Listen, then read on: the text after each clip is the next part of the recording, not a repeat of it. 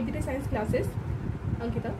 सो आज हम एक बहुत ही इम्पॉर्टेंट चीज़ पढ़ने वाले हैं और ये जो आज का टॉपिक है, ये टॉपिक क्लास 12 का मेन टॉपिक होता है, ऑर्गेनिक केमिस्ट्री का पार्ट होता है। और ये आपको मतलब बुक में इतना क्लियर नहीं मिलेगा, पर आज के वीडियो में जितना हो सके मैं कोशिश करूँगी आपको क्लियर हो जाए, ठीक है। मतलब ये जो आज का टॉपिक है, ये 12th स्टूडेंट अगर देखेंगे तो उनके लिए हेल्पफुल तो हो गई, साथ ही साथ अगर जो IIT नीट की तैयारी कर रहे हैं वो स्टूडेंट भी जब ये वीडियो को देखेंगे अच्छे से तो उनको भी समझ में आ जाएगा। अगर 12th में उनका कंसेप्ट छूट गया था तो वो इस वीडियो से जी और नीट की तैयारी तो अच्छे से कर ही लेंगे। इतना समझ आ जाएगा आपको आज के वीडियो में। मतलब जो हम रिएक्शन मैकेनिज्म देखेंगे ना, वो रिएक्शन मैकेनिज्म 12th में क्वेश्चन आप पहले से पढ़ चुके हो, अब उसी को हम अच्छे से समझेंगे जिससे मतलब आपको क्लियर रहे बात, ठीक है। क्योंकि अगर कंसेप्ट क्लियर नहीं होगा तो पॉसिबल है ही नहीं कि आप उसके अकॉर्डिंग क्वेश्चन सॉल्व कर पाओ, ठीक है। सो हम स्टार्ट करते हैं रिएक्शन मैकेनिज्म का। हमारा सेकंड पॉइंट, मैं आपको पहले इस चैप्टर का एक मैकेनिज्म पढ़ा चुकी थी, which is electrophilic substitution reaction. So electrophilic substitution reaction हमने पहले नाइट्रेशन का देखा था। सो नाइट्रेशन में जो एग्जांपल था उससे आपको क्लियर हो गया था कि किस तरह से इलेक्ट्रोफाइल सब्स्टिट्यूट होते हैं, ठीक है। अब इलेक्ट्रोफिलिक सब्स्टिट्यूशन रिएक्शन मैंने आपको न्यूट्रल का दिखाया था, है ना, आपको मैंने पॉजिटिव का भी दिखाया था। तो दो प्रकार का आपको मैंने इलेक्ट्रोफिलिक सब्स्टिट्यूशन रिएक्शन कंप्लीट करवाया था। आज हम पढ़ेंगे न्यूक्लियोफिलिक सब्स्टिट्यूशन रिएक्शन, ठीक है। मतलब न्यूक्लियोफिलिक सब्स्टिट्यूशन रिएक्शन का मतलब आप क्या समझते हो वो हम आज समझेंगे, ठीक है। देखिए आज का हमारा टॉपिक क्या है, न्यूक्लियोफिलिक सब्स्टिट्यूशन रिएक्शन।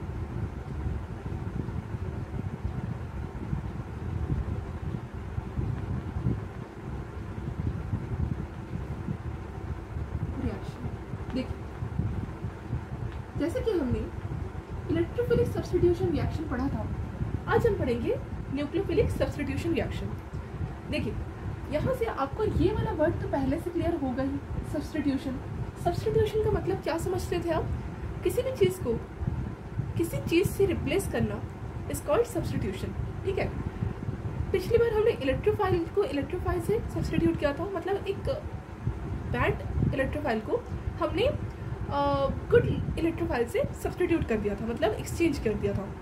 अब जो हमारा बैड इलेक्ट्रोफाइल था ना, वो इन फ्यूचर हमारा again in the form of जिससे हमने रिएक्शन की थी वो हमको डिलीवर कर दिया था उससे। पर इस बार क्या होगा, हमारे substitution reaction nucleophilic substitution reaction में क्या होगा, जो हमारा न्यूक्लियोफाइल रहेगा, मतलब जो बुरा न्यूक्लियोफाइल रहेगा, इतना तो क्लियर हो रहा है कि जो बुरा न्यूक्लियोफाइल है वो अच्छे न्यूक्लियोफाइल से एक्सचेंज हो जाएगा। पर क्या वो फर्दर रिएक्शन में अकेला रहेगा या किसी के साथ पार्टिसिपेट करेगा बॉन्डिंग बना के, ये हमको समझना है, ठीक है। देखिए कोई भी मॉलिक्यूल है ना, भले ही वो मतलब आपका इलेक्ट्रोफाइल हो या न्यूक्लियोफाइल हो, कभी भी इन फ्यूचर अलग नहीं रहता, ठीक है। मतलब इन फ्यूचर वो बॉन्डिंग करेगा ही अपने आप को न्यूट्रली स्टेबल रखने के लिए। तो आप ये मत सोचिए कि न्यूक्लियोफाइल में जो आपका इन फ्यूचर बैड न्यूक्लियोफाइल निकलेगा वो अकेला रहेगा। हो सकता है वो खुद को न्यूट्रली स्टेबल रखने के लिए किसी के साथ बॉन्डिंग में आ जाए और आपको एक मॉलिक्यूल गिवन करे, ठीक है।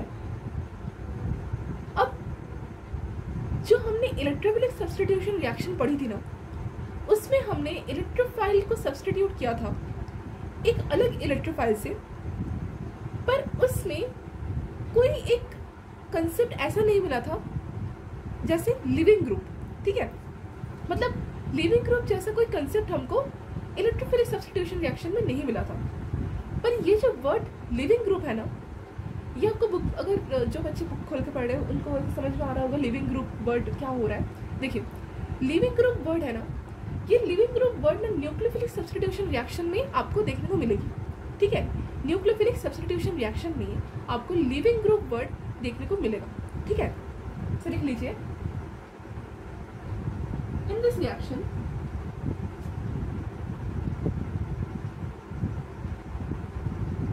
living group is introduced to you, ठीक है। फर्स्ट पॉइंट है कि आपका जो न्यूक्लियोफिलिक सब्स्टिट्यूशन रिएक्शन स्टार्ट होगा ना, उससे पहले आपको लिविंग ग्रुप चेक करना होता है, ठीक है। सो ये जो वर्ड लिविंग ग्रुप है ना, ये सबसे इंपॉर्टेंट है, ठीक है। और इसी लिविंग ग्रुप से हमारे सारे रिएक्शन क्या रहता है, डिपेंडेंट रहते हैं, ठीक है।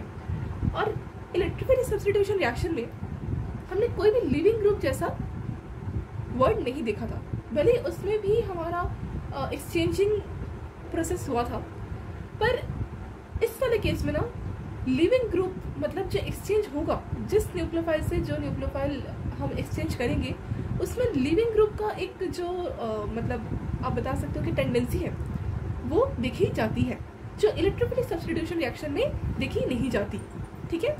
यहाँ तक तो क्लियर हो गया होगा आपको।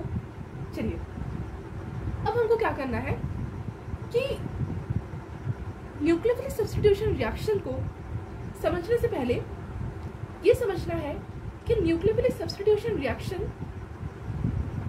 क्यों होता है, ठीक है। देखिए,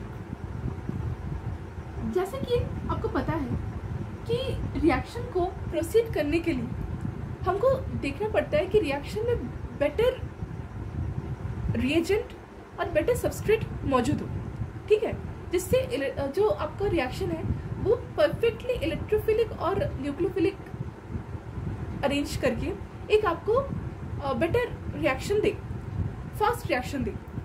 सो जैसे कि हमने इलेक्ट्रोफिलिक सब्स्टिट्यूशन रिएक्शन में देखा था कि किस तरह से एक बुरे इलेक्ट्रोफाइल को एक अच्छा इलेक्ट्रोफाइल ने एक्सचेंज करके एक अच्छा रिएक्शन आपको दिया। सेम न्यूक्लियोफिलिक रिएक्शन में भी, न्यूक्लियोफिलिक सब्स्टिट्यूशन रिएक्शन में भी हमको एक बुरे न्यूक्लियोफाइल के साथ एक अच्छा न्यूक्लियोफाइल को एक्सचेंज करना है। यहाँ तक क्लियर हो गया आपको। चलिए अब हमको क्या देखना है कि न्यूक्लियोफिलिक सब्स्टिट्यूशन रिएक्शन कितने टाइप्स का होता है, ठीक है। सो मैं लिख देती हूँ यहाँ पर, द न्यूक्लियोफिलिक सब्स्टिट्यूशन रिएक्शन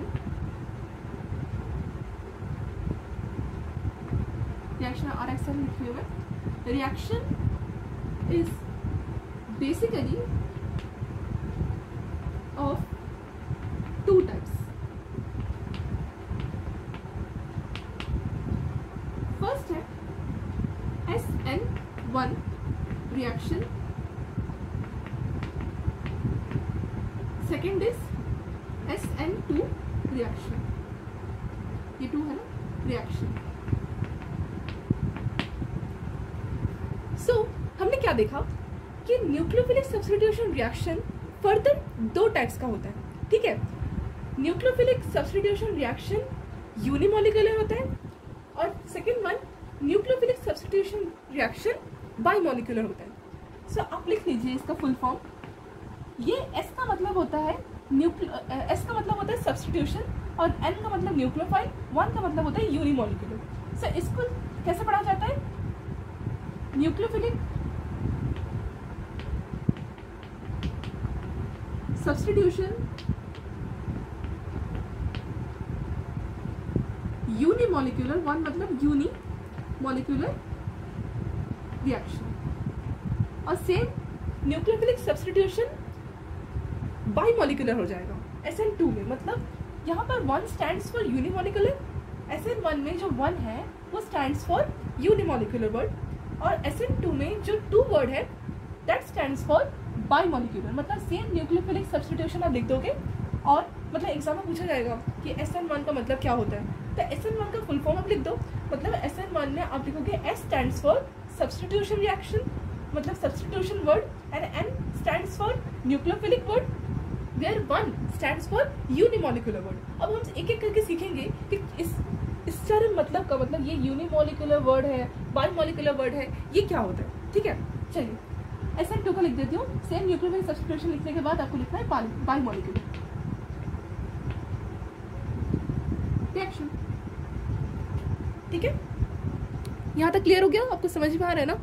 चलिए, यहाँ तक क्लियर हो गया? कोई डाउट मिटा दूँ? क्या क्या सीखा हमने? न्यूक्लियोफिलिक सब्स्टिट्यूशन रिएक्शन किस लिए होता है? जिससे हमको रिएक्शन करने में इजी हो, और रिएक्शन बेटर करने के लिए जो बैड न्यूक्लियोफाइल रहता है वो गुड न्यूक्लियोफाइल के साथ एक्सचेंज हो जाता है, और जो बैड न्यूक्लियोफाइल रहता है वो एज ए लिविंग ग्रुप बाहर चला जाता है। और the nucleophilic substitution reaction further 2 type से डिवाइड हो जाते हैं, एक SN1 रिएक्शन, एक SN2 रिएक्शन। ठीक है, SN1 को हम फुल फॉर्म में क्या लिखते हैं? Nucleophilic substitution unimolecular reaction. और जो SN2 रिएक्शन होता है उसको लिखते हैं न्यूक्लियोफिलिक सब्स्टिट्यूशन बाइमोलिकुलर रिएक्शन। ठीक है, यहाँ तक क्लियर हो गया? लिखते जाइए, क्योंकि ये अगर आप लिखोगे नहीं तो आपको समझ में नहीं आएगा।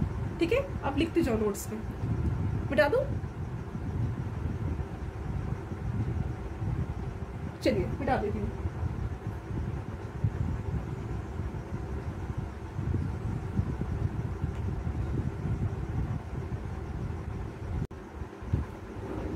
चलिए, अब हमारा नेक्स्ट टॉपिक क्या था कि टाइप्स ऑफ SN मतलब रिएक्शन, सब्स्टिट्यूशन न्यूक्लियोफिलिक रिएक्शन को हमको क्या करना है? एक एक टाइप्स को डिटेल में देखना है। देखिए, SN1 रिएक्शन देखते हैं। फर्स्ट में हम SN1 रिएक्शन देख लेते हैं। देखिए, SN1 रिएक्शन, SN1 रिएक्शन क्या होता है? देखिए, SN1 रिएक्शन एक ऐसा रिएक्शन है जिसमें हमको जो मॉलिक्यूलैरिटी मिलती है ना, मॉलिक्यूलैरिटी आप पढ़े होंगे, केमिकल काइनेटिक्स में आता है मॉलिक्यूलैरिटी, और आपको बहुत कुछ न्यू वर्ड देखने को मिलेंगे। सो अभी हम उस सब चीज़ों के बारे में डिस्कस नहीं करते। पहले आप ये देख लीजिए कि जो SN1 में जो मॉलिक्यूलैरिटी रहती है ना, वो बेसिकली आपको पता होना चाहिए 1 रहता है। ठीक है, मॉलिक्यूलैरिटी इज 1। ठीक है, मतलब मॉलिक्यूलैरिटी 1 का मतलब ये है कि ये मतलब यूनिमॉलिक्यूलर है, एक ही मॉलिक्यूलैरिटी रहेगी इसकी। अब देखिए, हम इसको पढ़ते पढ़ते सीखते हैं। न्यूक्लियोफिलिक सब्स्टिट्यूशन रिएक्शन में जो आपको फर्स्ट में देखना है, मतलब ये एक रिएक्शन है, याद रखिएगा ये एक रिएक्शन है। तो रिएक्शन में हमको ये देखना पड़ेगा कि ये जो पर्टिकुलर SN1 रिएक्शन हो रही है वो किस चीज़ में फेवरेबल है। ठीक है, सो मुझे फर्स्ट में आपको बता देना चाहिए कि कंडीशंस ऑफ, मतलब पहले मैं लिखूंगी कंडीशंस ऑफ SN1 रिएक्शन। ठीक है, देख लीजिए, कंडीशंस ऑफ SN1 रिएक्शन। देखिए, पहले हम कंडीशंस पढ़ेंगे कि किस किस कंडीशन में SN1 रिएक्शन होगी। ठीक है, फर्स्ट जो कंडीशन आपको देखने को मिलेगी रिएक्शन में वो होगी the reaction will be in the presence of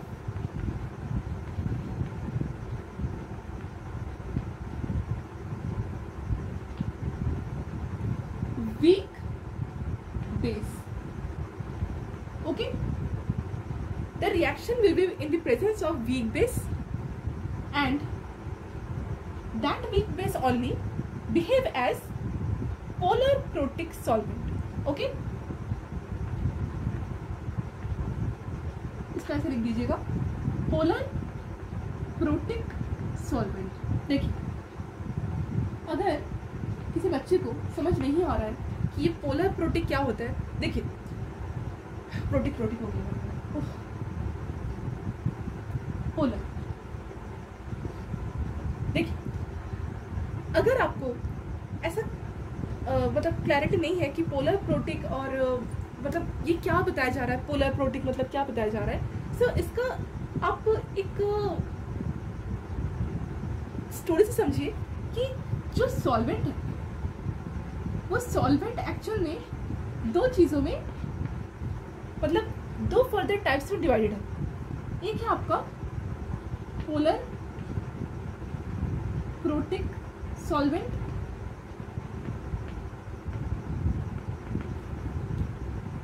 और एक और होता है polar aprotic solvent.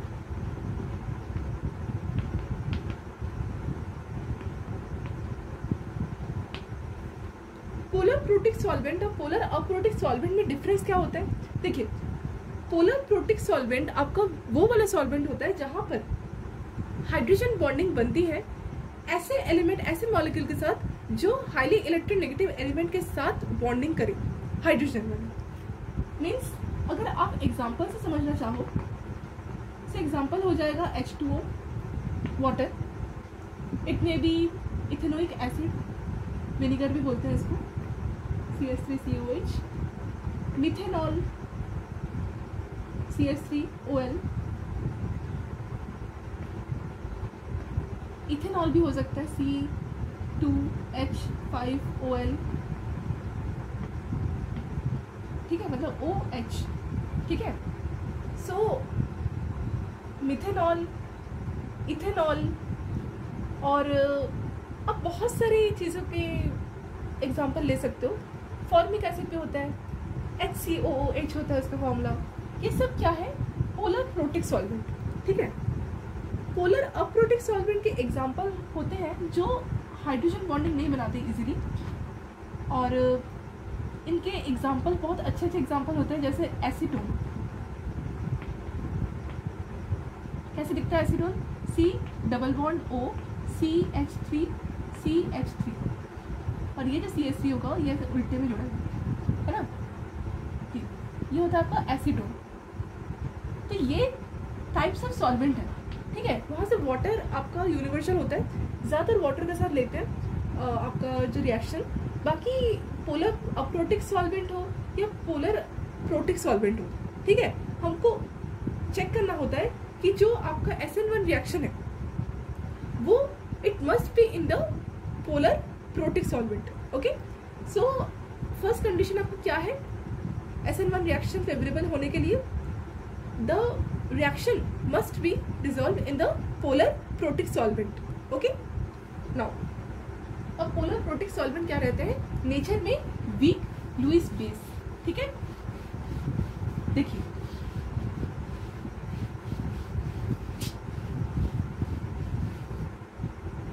First point clear हो गया। अब देखिए सेकंड पॉइंट क्या है। सेकंड पॉइंट हो जाएगा, ये तो आपको कंडीशंस पढ़ा रही हो ना, मतलब आपको एक सबस्ट्रेट दे देंगे, ठीक है, और उस सबस्ट्रेट के साथ एक रिएजेंट दे देंगे। आपको बस रिएक्शन दिखाना है कि कैसे रिएक्शन में प्रोडक्ट आएगा, तो वो तो हम नहीं दिखा सकते ना नहीं पढ़ के, तो इसलिए मैं आपको एक एक चीज़ मैकेनिज्म करने से पहले बता दे रही हूँ, ठीक है। चलिए नेक्स्ट देखते हैं।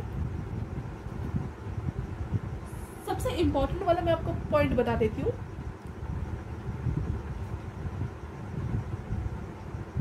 The inversion product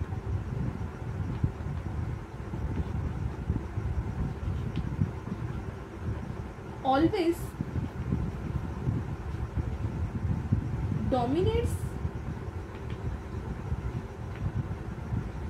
the retention product। देखिए सबसे बड़ा पॉइंट आपका आ गया, और ये पॉइंट आपको हमेशा याद रखना है, ठीक है। अब हम पढ़ेंगे, जो हमारा फर्स्ट पॉइंट क्लियर हो गया, सेकंड पॉइंट पढ़ना पड़ेगा हमको। क्या लिखा है सेकंड पॉइंट में? The inversion product always dominates the retention product, ठीक है। मतलब आपको ये क्लियर करना पड़ेगा कि जो इन्वर्शन प्रोडक्ट बन रहा है वो क्यों हमेशा रिटेंशन प्रोडक्ट को डोमिनेट करता है। देखिए, ये समझने से पहले हमको रिएक्शन का एग्जाम्पल लेना ही पड़ेगा, ठीक है। अब आपको रिएक्शन का एग्जाम्पल दे के सॉल्व करवाऊंगी, ठीक है।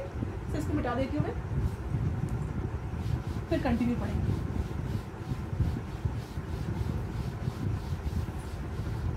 देखो एग्जाम्पल लेती हूँ मैं,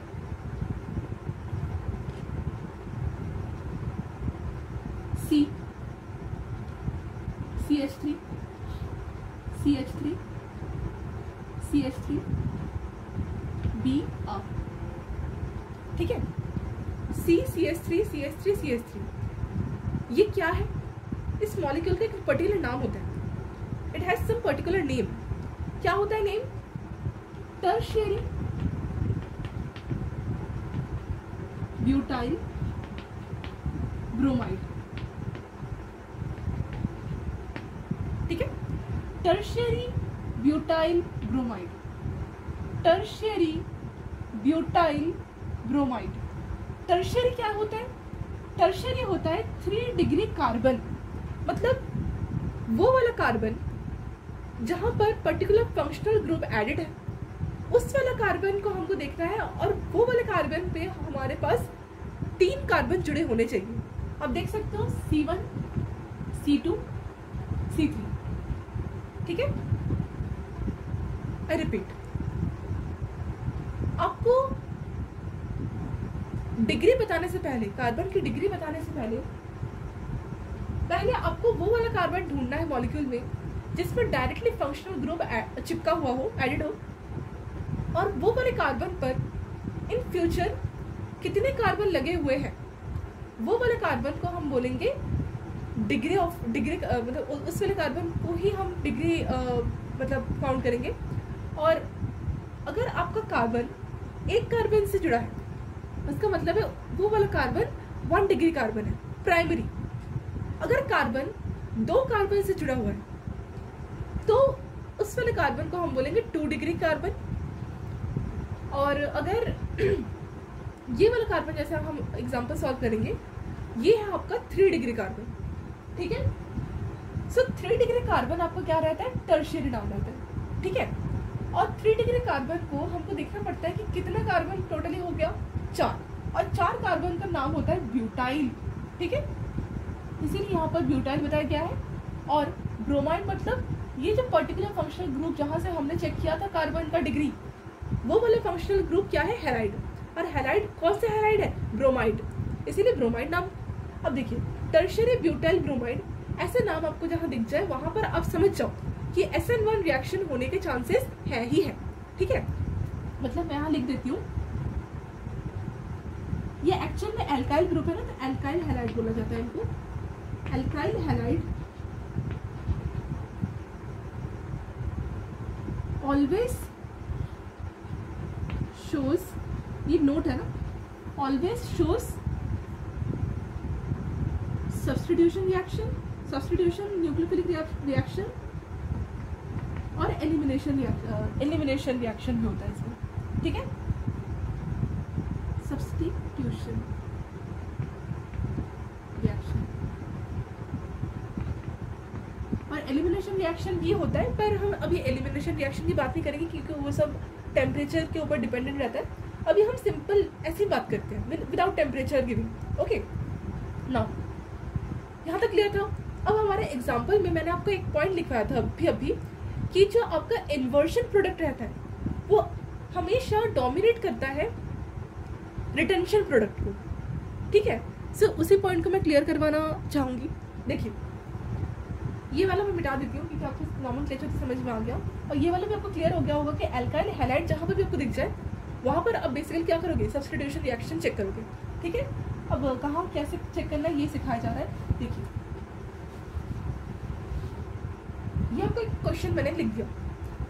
अब इस वाले क्वेश्चन में आपको एक रिएजेंट दे दिया जाएगा H2O, ये क्या है? वाटर, ठीक है।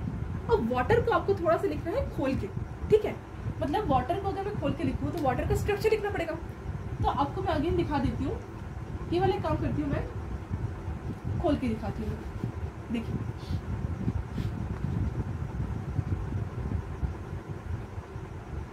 ये आपका O, ये आपका H, ये आपका H, ये आपका नंबर, ये आपका नंबर, ठीक है। अब हमको क्या करना है? इसमें SN1 रिएक्शन देखना है, ठीक है। सो अब देख ही सकते हो कि SN1 रिएक्शन है, तो SN1 रिएक्शन में आपको एक पोलर प्रोटिक सॉल्वेंट के प्रेजेंस में दिया गया है।